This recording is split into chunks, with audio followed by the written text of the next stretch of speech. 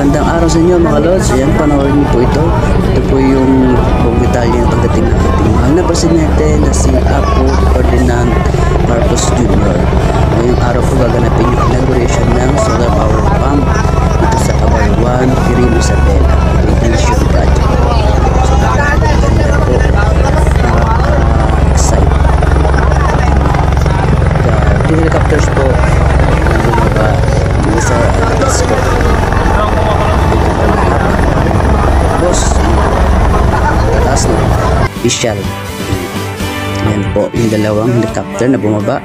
Ayan, naka-prepared na po yung kanyang speech. Ayan po, ang dami po talagang tao, siksikan. Ayan po, madami naghihintay sa kanya, sobrang dami po. Ayan. Ayan po yung solar power pump irrigation project.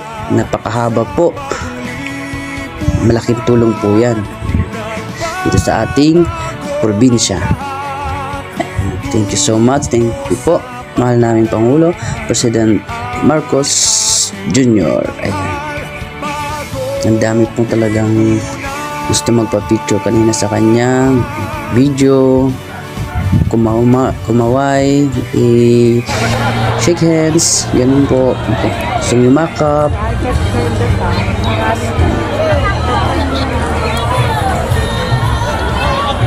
Sobrang siksikan.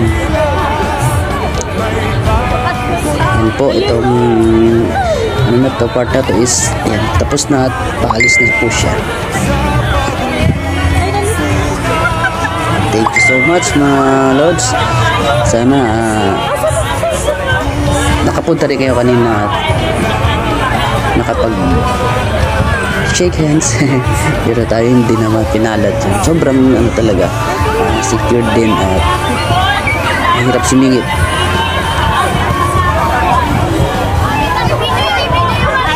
Yun lang mga lods. Thank you sa inyo sa support din.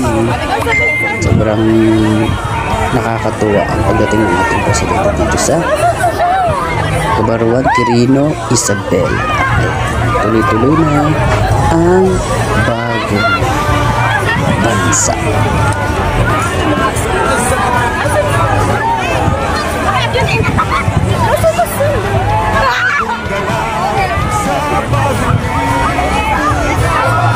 Yung mga nagpa-autograph pa mga lods, sayang. Kahit sana yung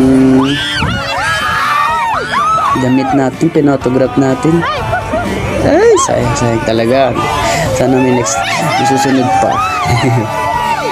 Then napapalagpasin. Talagang lahat gagawin makapag shake hands. Yan.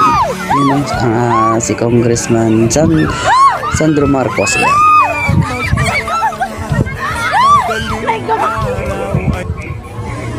Alright.